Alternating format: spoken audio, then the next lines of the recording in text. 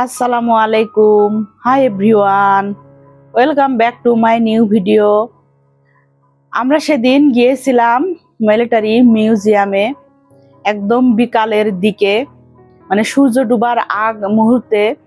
তো ঢুকতেই সূর্যটা আমাদের চোখে পড়লো আর খুবই ভালো লাগলো, এত সুন্দর একটা দৃশ্য। তো মিউজিয়ামের বাহিরে ভিতরে বা ঢুকতেই সব জায়গাতেই অনেক বেশি সুন্দর, যেখানে চোখ পড়ে সেখানেই ভালো লাগে।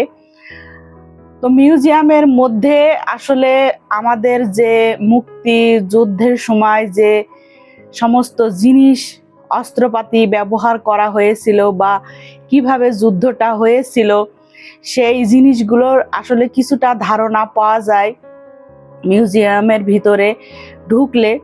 তো আমাদের যে পরবর্তী প্রজন্ম যারা আছে তাদের জন্য হলেও একবার হলেও মিলিটারি মিউজিয়ামে আসলে যাওয়া উচিত আমি মনে করি। তো এখানে ঢোকার পরে এই যে এখানে দেখেন সমুদ্রে যে বাহিনীরা যে মানে যেভাবে যুদ্ধ করেছিল সেগুলোর কিছুটা এখানে তুলে ধরা হয়েছে।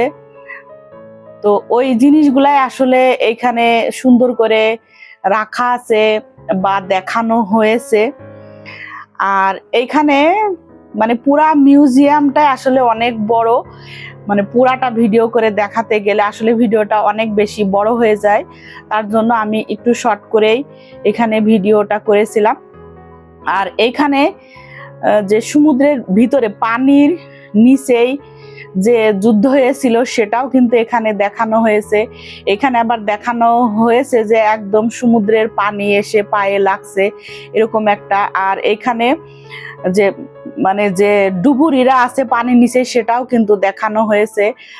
আর এখানে উপরে আবার স্থলে যে যুদ্ধটা হয়েছিল সেগুলো মুক্তিযোদ্ধারা যেভাবে যুদ্ধ করেছিল সেগুলাও এখানে তুলে ধরা হয়েছে।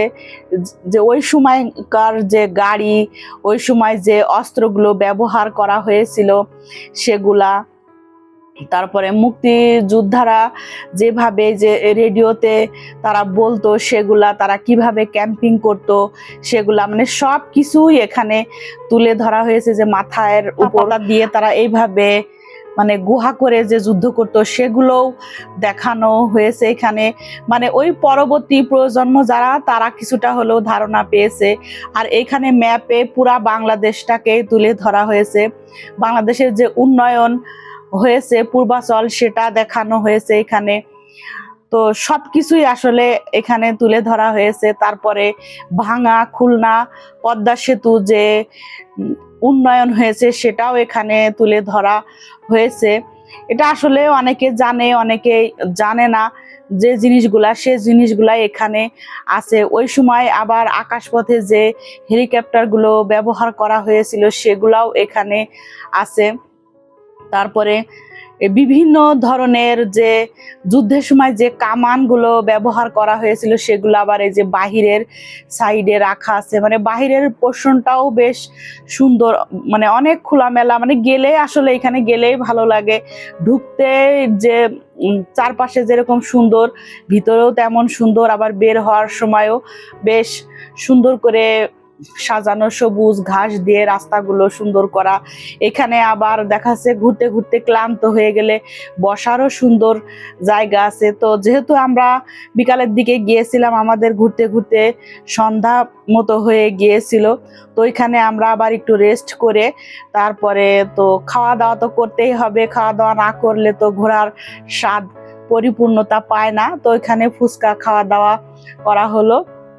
তো ফুচকা খেতে খেতে আমি আপনাদের কাছ থেকে বিদায় নিয়ে নিব। আপনারা ভালো থাকবেন, সুস্থ থাকবেন। আল্লাহ হাফেজ।